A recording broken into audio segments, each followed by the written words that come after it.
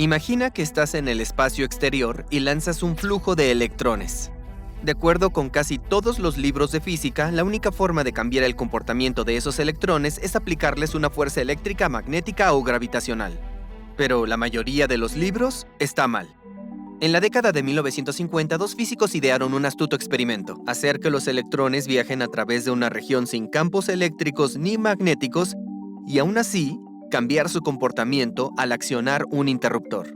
El campo magnético podría ser cero, y aún así la presencia de alguna magnitud podría dar lugar a efectos observables. Eso no debía pasar, ¿verdad? Este experimento dividió a la comunidad de físicos en dos.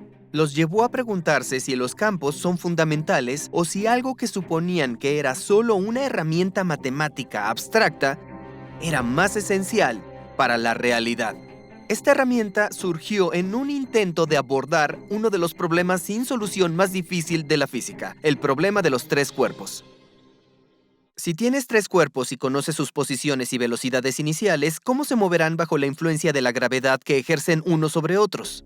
Es un problema fascinante que ha ocupado a generaciones enteras durante cientos de años, a matemáticos, físicos, astrónomos y muchos otros increíblemente ambiciosos y talentosos. El que este problema sea tan difícil de resolver debe ser al menos un poquito sorprendente, porque si tienes solo dos cuerpos, la solución es fácil de encontrar. De hecho, el caso general lo resolvió hace más de 300 años el propio Newton. Pero cuando Newton agregó un tercer cuerpo, fue cuando todo se desmoronó. En el caso de dos cuerpos, las fuerzas se comportan de manera predecible, siempre apuntando hacia la masa común del sistema.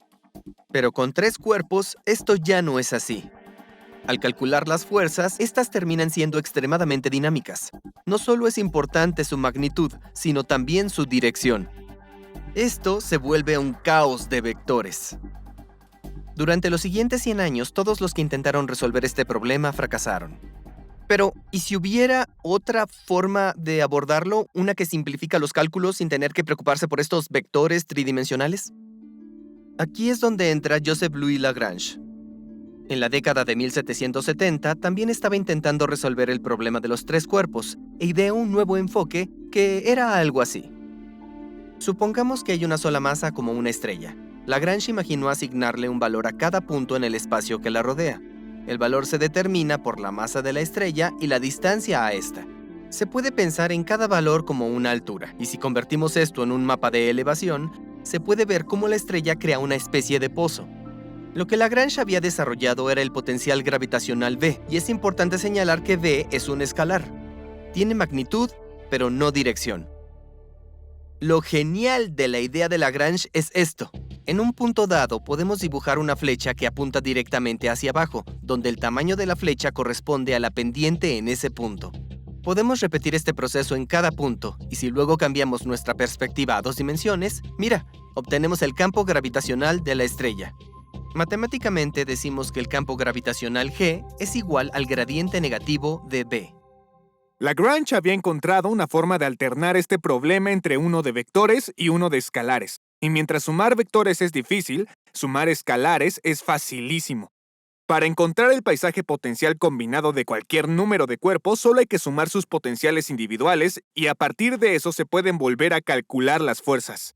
Para un sistema simple de dos cuerpos, como la Tierra orbitando el Sol, ese potencial combinado se ve algo así. Si miras con atención, se ven 5 puntos en los que el gradiente es 0. Y Lagrange se dio cuenta de que ahí las fuerzas también son 0. Es decir, que en cada uno de estos puntos se puede colocar un tercer cuerpo diminuto que mantendría la órbita perfectamente estable si nada la perturba.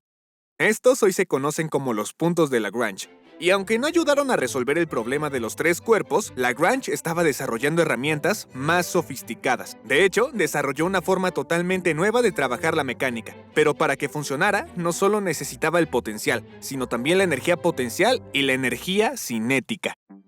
Creo que cuando la gente escucha potencial, piensa en energía potencial. Y aunque son similares, hay una diferencia sutil. Si tenemos el potencial, que es básicamente el campo correspondiente a un solo cuerpo, tendrá algo de campo potencial alrededor, que se describe como V igual a menos G m sobre R, donde esta es la masa del Sol. Pero para obtener la energía potencial necesitamos sumar un segundo cuerpo. Digamos que esta es la Tierra. La energía potencial, llamémosla U, es básicamente el potencial por la masa del segundo cuerpo.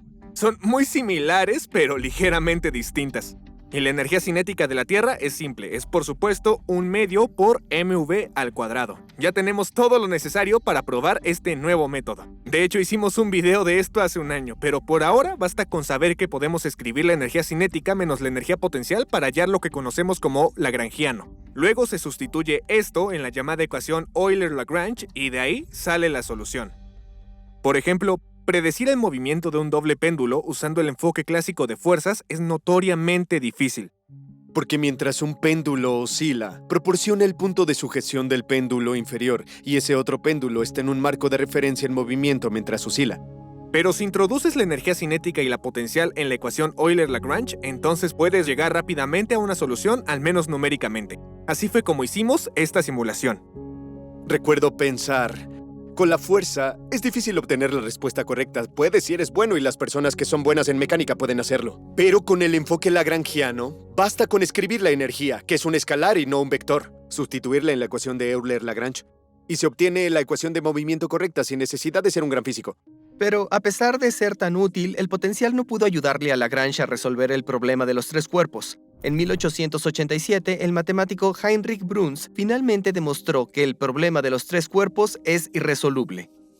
Hay demasiadas incógnitas y no hay forma de simplificar el problema para reducirlas. Lo mejor que tenemos son simulaciones por computadora que calculan los potenciales momento a momento y los usan para predecir cómo va a evolucionar el sistema.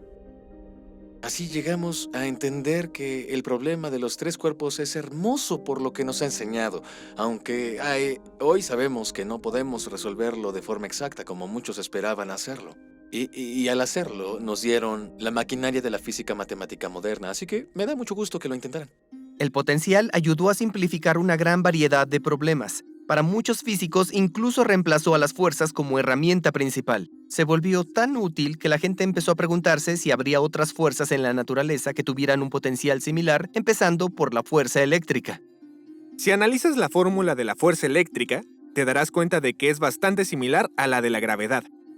Solo intercambian las masas y las cargas. En la década de 1810, Simeon Denis Poisson, alumno de Lagrange, también notó la semejanza y se dio cuenta de que el potencial eléctrico phi se podía definir de manera similar, pero con una diferencia importante. Y es que mientras dos masas solo pueden atraer, dos cargas pueden atraer o repeler. Ahora, con el potencial no solo se obtienen pozos, sino que también hay colinas. Pero para una fuerza fue mucho más difícil descubrir su potencial, la fuerza magnética. Y es que el magnetismo es en esencia muy distinto a las fuerzas gravitacional y eléctrica. Tomemos una barra magnética, podemos dibujar el campo magnético que produce, se vería algo así. A primera vista se parece al campo eléctrico, con una carga positiva y una negativa. Pero esa imagen no muestra lo que sucede dentro del imán. Si revelamos lo que hay dentro, se puede ver que estas líneas en realidad continúan, pero ahora apuntan del sur al norte. En realidad, las líneas del campo magnético son bucles, no tienen origen ni punto final, y eso cambia las cosas fundamentalmente. Los físicos necesitaban una nueva forma de describir el potencial magnético. El hallazgo llegó en la década de 1840 por un estudiante universitario llamado William Thomson. Su trabajo como estudiante universitario era aprender tanto cálculo avanzado como pudiera y luego, cuando aprendió todo, inventó más. Thomson encontró que las matemáticas de su época no podían describir la relación entre un campo magnético y su potencial asociado. Así que aplicó una nueva función, el rotacional. Para ver cómo funcionan, imagina que las flechas de este campo vectorial son corrientes en un líquido. Si pusiéramos una rueda de paletas aquí, comenzaría a rotar rápidamente en sentido antihorario. Según la definición de Thomson, este punto tiene un rotacional positivo alto. En este otro punto, rotaría en sentido horario, pero no tan rápido, por lo que tiene un punto rotacional negativo menor. Y aquí, la corriente la empuja de igual manera en ambas direcciones, por lo que no giraría. Este punto tiene rotacional 0.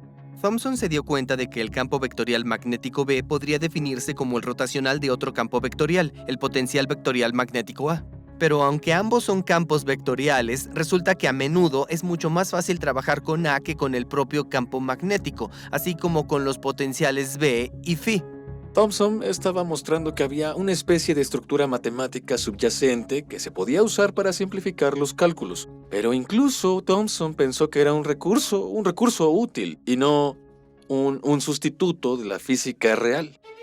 Décadas después, Thomson fue nombrado miembro de la Cámara de los Lores por sus contribuciones a la ciencia, donde recibió el título de Lord Kelvin. Con la última contribución de Kelvin, ahora había 3 ecuaciones fundamentales que relacionaban los potenciales con sus respectivos campos.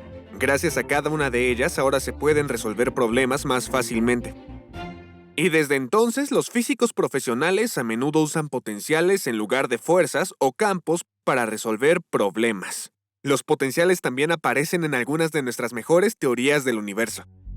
Pero eso plantea una importante pregunta. Si los potenciales aparecen por todas partes, ¿representan realmente algo físico? Es decir, ¿pueden influir directamente en la realidad? Para muchos físicos, la respuesta es un rotundo no. Tomemos, por ejemplo, el potencial gravitacional de una sola estrella.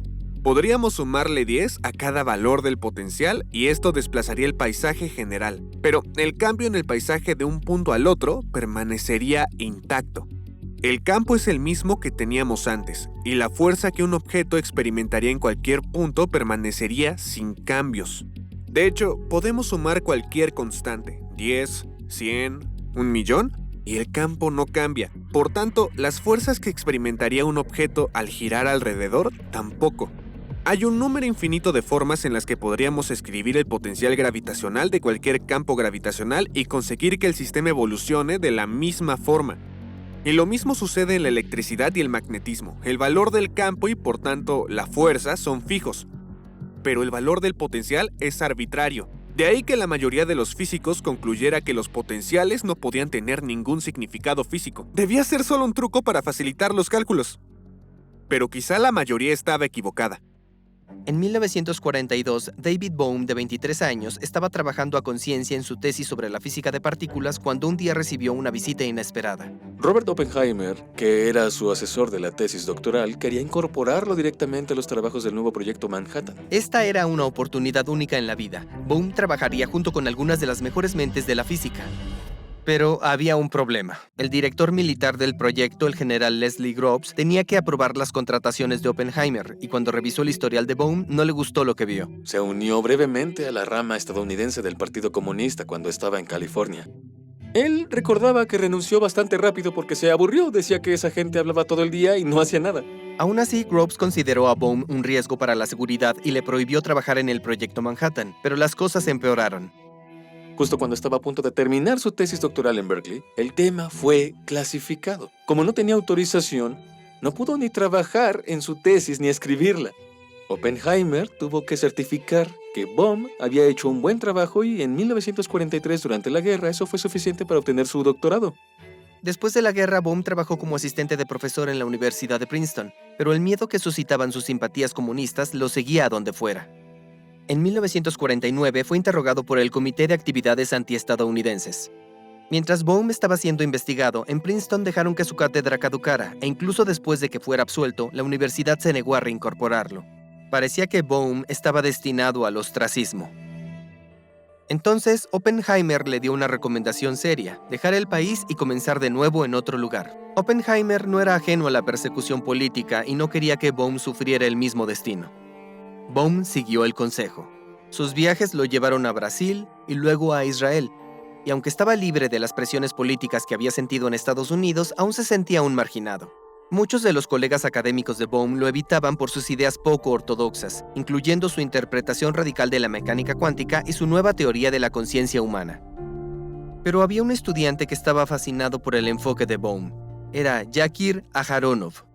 Era, sobre todo, extremadamente inteligente y además tenía una personalidad muy afable. Fue hermoso interactuar con él. Cuando Bohm se trasladó una vez más, esta vez a la Universidad de Bristol en Inglaterra, Aharonov decidió acompañarlo. Y fue allí en Bristol en los años 50 donde Aharonov y Bohm descubrieron algo enorme. Durante mucho tiempo estuve pensando muy profundamente en la interpretación de la mecánica cuántica, no para resolver un problema, solo era curiosidad. Según la mecánica cuántica, en las escalas más pequeñas, las partículas se comportan como ondas. Y este comportamiento está regido por la ecuación de Schrödinger. La solución de esta ecuación se llama función de onda psi. Al tomar su módulo al cuadrado, se obtiene la densidad de probabilidad de encontrar una partícula en un punto y un momento dados. El lado izquierdo de esta ecuación indica cómo cambia la función de onda a lo largo del tiempo y del espacio. Y el lado derecho indica que este cambio depende de h, que se conoce como hamiltoniano. Básicamente es el total de la energía del sistema. En los casos en que tenemos potencial eléctrico y magnético, la solución a la ecuación de Schrödinger se ve como esto, donde este es una constante y este término describe la fase compleja. Se ve complicada, pero en realidad es muy fácil llegar a entenderla. Vamos a representarla en 2 dimensiones para un electrón que se mueve a la derecha. Los diferentes colores representan las distintas fases y se puede ver cómo la fase evoluciona a lo largo del tiempo y el espacio.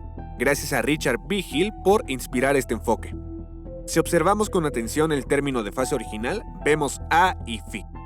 Los potenciales magnético y eléctrico. Mira lo que sucede si agregamos un potencial vectorial magnético que apunte en la misma dirección en la que se desplaza el electrón. Puedes ver que la onda se extiende, así que ahora la fase cambia en el espacio más lentamente que antes. Y si el potencial apunta en la otra dirección, entonces la onda se comprime más y su fase cambia más rápido en el espacio. Y algo similar sucedería si cambiamos el potencial eléctrico Φ.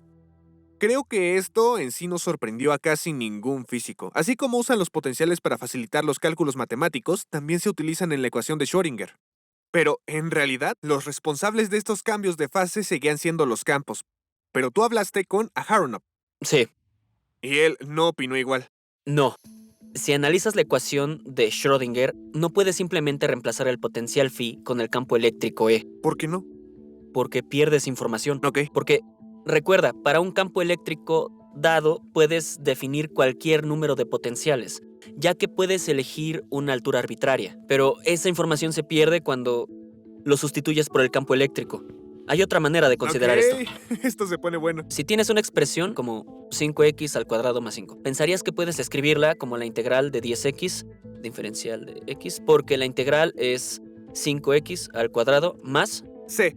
c. Bien, c es una constante, incluye al 5, pero también incluye cualquier otro número. Pero algo importante, c no es 5, o al menos no en todos los casos. Entonces, al pasar del potencial al campo eléctrico, se pierde esta especificidad y esto a Aharonov no lo convencía. Pensó, ¿y si en realidad fuera el potencial y no el campo lo que influyera en todos los sistemas cuánticos? Ajá. Entonces lo que aparece en la ecuación de Schrödinger es el potencial y es lo que influye en las funciones de onda. Tenía que encontrar la forma de demostrar que lo que observamos se debe siempre a un potencial y no a un campo. ¿Y cómo lo haces? Complicado. Aharonov tenía que diseñar un experimento que enviara una partícula a través de una región donde no hubiera campo eléctrico ni magnético, pero sí que hubiera un potencial. En tal configuración, si la fase de la función de onda de la partícula comenzaba a cambiar más lento o más rápido, tenía que ser el resultado directo del potencial, porque no había campos. Pero es aquí donde surge un problema, porque no hay forma de medir directamente la fase de la función de onda de una partícula. Entonces, ¿cómo concebir un experimento que pueda arrojar un resultado medible? Aharonov le pidió ayuda a su mentor Bohm, y juntos concibieron el siguiente experimento teórico.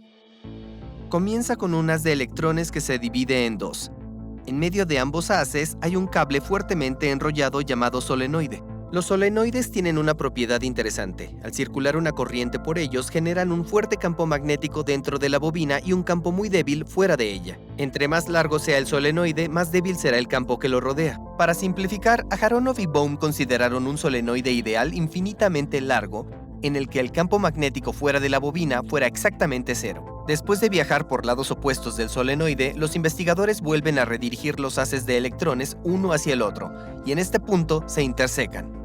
Ahora, como los electrones se comportan como ondas, las ondas de los haces que se cruzan se superponen y producen un patrón de interferencia, franjas brillantes con espacios entre ellas. El patrón exacto depende de la fase de cada una de estas ondas. Cuando el solenoide está apagado, no hay campo magnético en la región por la que se desplazan los electrones y no hay potencial magnético. La fase de los electrones cambia igual en ambos haces, independientemente de si pasan por encima o por debajo del solenoide. y el patrón de interferencia que se obtiene se ve así. Pero cuando el solenoide se enciende, sigue sin haber campo magnético porque está confinado totalmente al interior de la bobina, pero sí hay un potencial magnético. Puede sonar extraño, pero recuerda que el campo magnético es el rotacional del potencial magnético. El rotacional del potencial puede ser cero en alguna región, aun cuando el potencial mismo no lo sea. Y es justo lo que está pasando aquí. Ahora observa con atención el potencial vectorial. En el espacio por el que pasa el haz superior, el potencial apunta en dirección opuesta al haz, por lo que aquí la fase cambia más rápido. Pero debajo del solenoide apunta en la misma dirección que el haz y la fase cambia más lentamente. Si la fase realmente depende solo del potencial y no del campo, la evolución de las fases de ambos haces debería ser distinta. En consecuencia, el patrón de interferencia del solenoide encendido debería desplazarse con respecto al solenoide apagado. El campo magnético podría ser cero, y aún así la presencia de algún potencial vectorial podría dar lugar a efectos observables. Eso no debía pasar, ¿verdad? Aharonov y Bohm publicaron sus hallazgos en 1959 y la recepción fue mixta. Ciertamente, al principio, mucha gente pensó que no podía ser cierto, y hubo muchos que intentaron escribir artículos en contra de esto.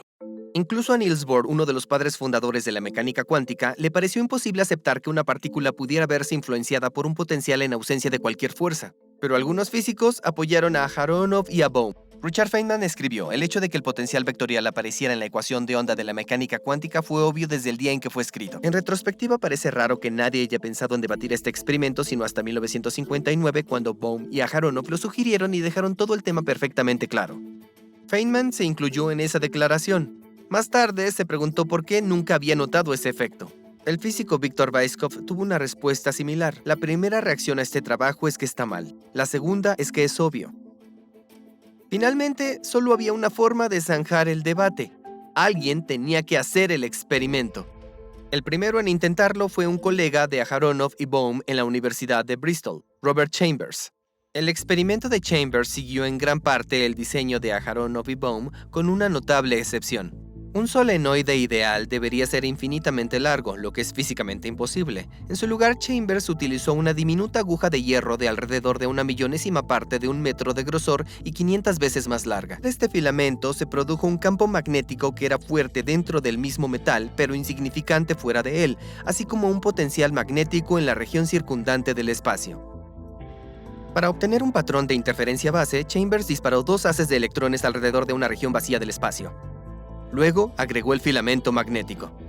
Cuando volvió a lanzar los haces, el patrón de interferencia se desplazó. Parecía que Aharonov y Bohm tenían razón.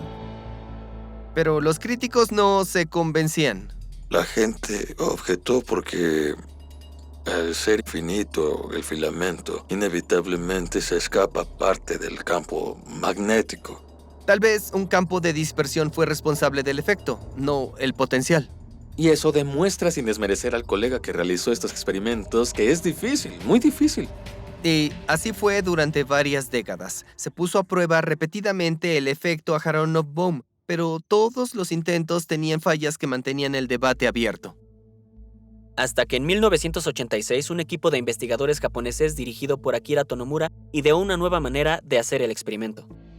Usaron imanes en forma de pequeñas donas para producir el campo magnético. En un toro perfecto, todo el campo magnético queda contenido en el bucle. Fuera de él es exactamente cero. Y como una capa extra de protección, el equipo recubrió todo el imán con una capa de niobio superconductor que bloquearía cualquier campo que se filtrara. Los experimentos anteriores dependían de encender o apagar un campo magnético, pero el equipo de Tonomura tomó una ruta distinta. En su caso, el imán está siempre encendido, pero gracias a su forma singular, el potencial fuera del toroide es diferente al del centro. En el exterior apunta hacia nosotros y en el interior se aleja. Y el equipo se dio cuenta de que podían aprovechar esto. Comenzaron disparando un haz de electrones que era lo suficientemente ancho como para tratarlo como 2 haces distintos. Una parte viajó por el espacio vacío y sirvió de control, mientras que la otra envolvió por completo el toro. Y lo importante aquí es que el haz es tan ancho que parte de él pasa alrededor del toro y otra parte lo atraviesa. Al final, un biprisma desvía los haces de electrones uno hacia el otro. Se intersecan y es aquí donde crean un patrón de interferencia. ¿Cómo debería verse ese patrón de interferencia? Para empezar, debería aparecer la sombra del toro, así que podemos marcarla. Pero el resto, bueno, depende de si el efecto Aharonov-Bohm es real o no. Si no es real, esperaríamos ver un patrón de interferencia que se viera algo así, donde el patrón fuera del toro y del centro coincidieran. Pero si es real, los electrones que atravesaron por el centro deberían haber experimentado un potencial distinto, lo que habría desplazado su patrón media fase. Esto debería verse algo así.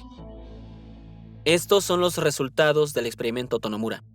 Aquí se ven las franjas de interferencia dentro y fuera del imán. Y si sigues este pico que está fuera del toro, se alinea con Claro. un valle en el centro y luego vuelve a Sí. ser un pico afuera. Y es justo lo que predijeron. Esto es justo lo que predijeron. ¿Entonces es real? ¿Es real? Solo con el experimento de Tonomura se obtuvo la prueba definitiva, experimentalmente. Aún así, surgió un nuevo debate. El efecto es real, de acuerdo, pero ¿cómo se debe interpretar? ¿Realmente nos dice algo sobre la naturaleza del universo? Actualmente los físicos se dividen principalmente en dos grupos. El primero afirma que los potenciales no solo son recursos matemáticos, sino que pueden influir en la realidad física.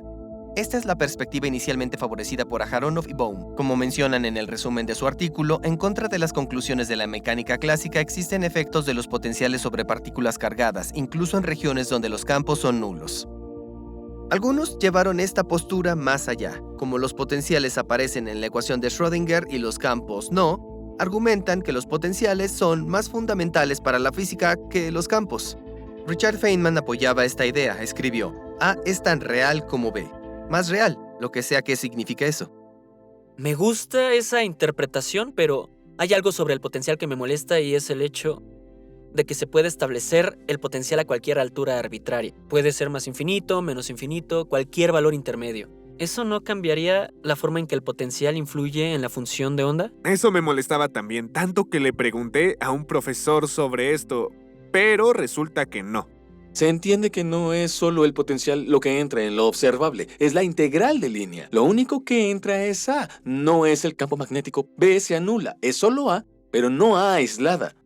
Se pone un poco técnico, pero si tomo, Como es habitual. como es habitual, un rotafolio, ahora podemos probar esto. Si observas cómo se presenta el potencial, lo que se puede medir no es la fase directamente, sino su desplazamiento. Lo llamaremos delta teta. Entonces el corrimiento de fase es la integral de línea de A a lo largo del recorrido. Así obtenemos esto. Ahora, imagina que le añadimos una constante a esto. Y si la disposición es que empecemos aquí, un haz de electrones va así y el otro así, y son simétricos. El potencial aquí, digamos que va a apuntar hacia esta dirección, pero aquí apuntaría hacia acá. Digamos que en lugar de A tenemos A más C, alguna constante. Entonces, al tomar este camino, sumamos la constante C y multiplicamos escalarmente con dx. Pero como ese camino es el mismo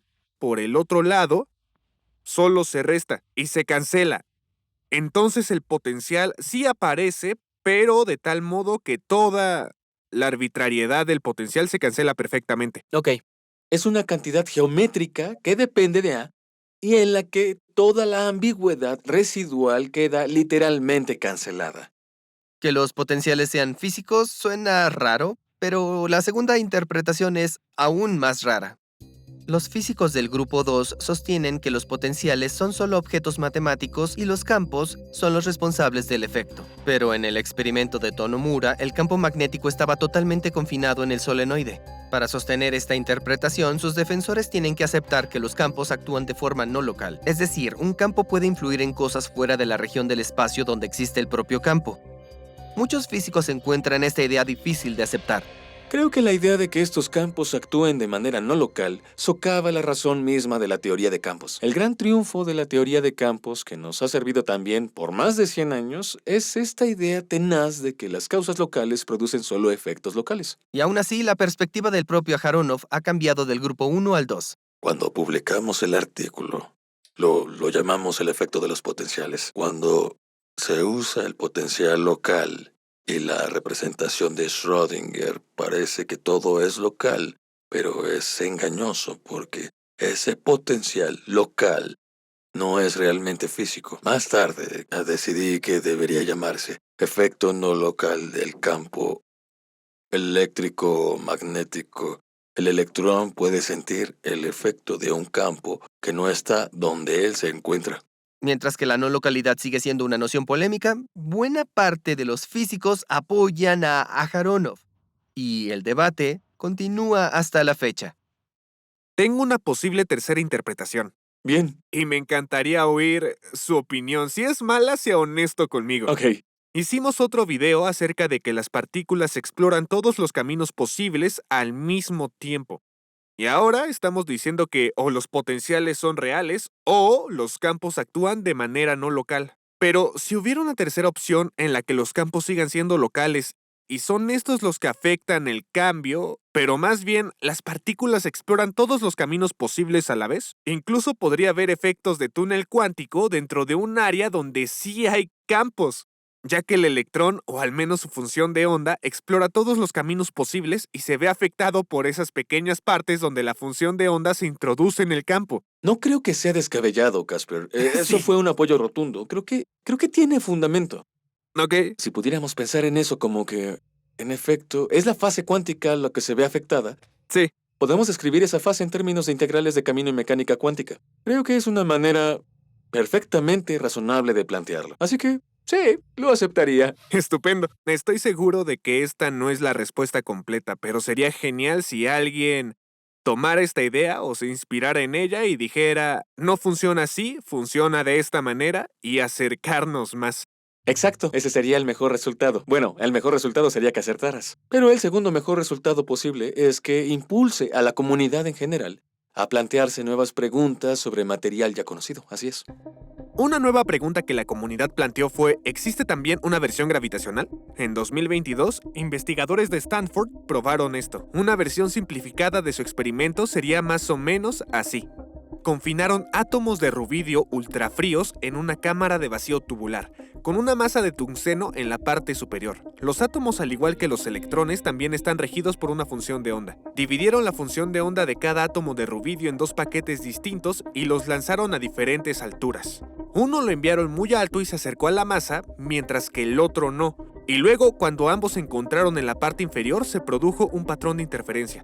Al permitir esta interferencia y al tener en cuenta los demás efectos, pudieron ver claramente el desplazamiento de fase que predijeron Aharonov y Bohm. Entonces parece que el efecto gravitacional de Aharonov y Bohm es real. Si estos resultados se sostienen, el hallazgo es enorme, porque sugiere que los potenciales electromagnéticos y gravitacionales pueden influir en la realidad a la escala más fundamental, incluso cuando todos los campos son cero.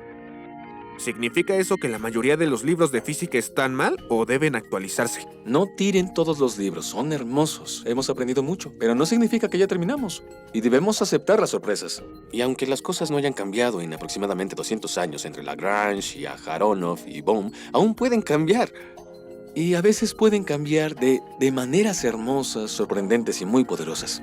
Leí en algún lado que la razón por la que usted decidió hacer el efecto AB fue porque no pensaba que los potenciales fueran solo una herramienta matemática como cree la mayoría de los científicos.